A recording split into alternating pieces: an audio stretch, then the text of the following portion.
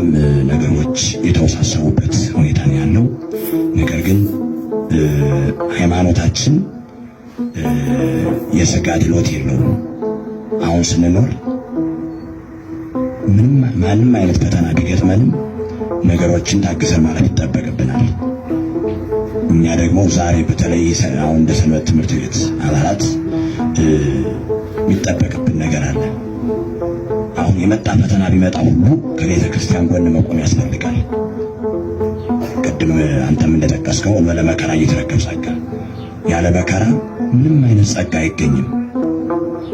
አባቶቻችን በዱር በገደሉ በበረሃው ተንከራተው ነው ዛሬ ይህችን የመሰለች ቤተ ክርስቲያንን ሃይማኖታችንን ሲቀጥልም ሀገራችን ያቆዩን እንደው ቁጭ ብለው በደስታ አይደለም።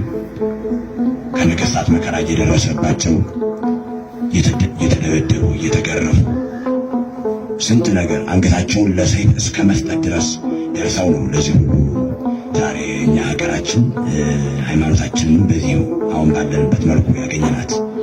ስለዚህ በአባቶቻችን የደረሱ ደግሞ እኛም የነሱ ልጆች እስከሆን ድረስ ሊደርስ ግድ ነው።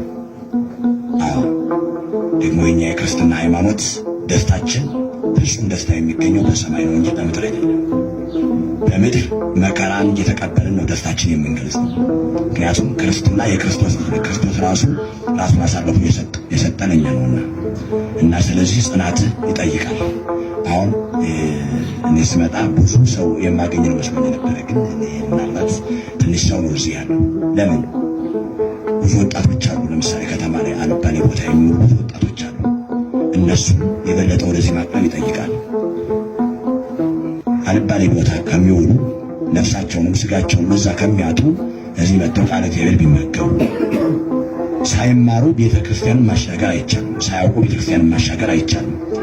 ባዶ ክርስቲያን ነኝ የሚለው ምንም አይነት የሚፈይደው ነገር የለምና እና አሁን ካለው ሁኔታ አንጻር የበለጠ ወጣቶችን ማቅረብ ቢቻል ያላመኑ ሰዎችን ማሳመን ግድ ይላል። ካሊያ ደግሞ ያሉት የእኛን ሰዎች በየበረንዳው ቁጭ ብለው ያልሆነ ነገር የሚናገሩትን ብዙ ነገሮች የሚሰሩትን አሳምኖ ወደ ቤተክርስቲያን ማቅረብ ይጠይቃል።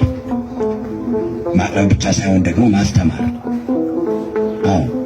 አሁን በመጣው መከራ እግዚአብሔር ካላሳለፈን እኮ ነገ መስዋዕትነት የሚጠይቅ ነገር ይመጣል። ተጀምሯል አይደል? ነገ የከፋ ነገር ይመጣል። ስለዚህ እኛ ክርስቲያን መሆናችን ራሳችንን አሳልፈን በመስጠት ነው የምንገልጸውና ይህን ካደረግን አሁን ያለው ፈተና ይቀላል፣ ያልፋል ብዬ አስባለሁ።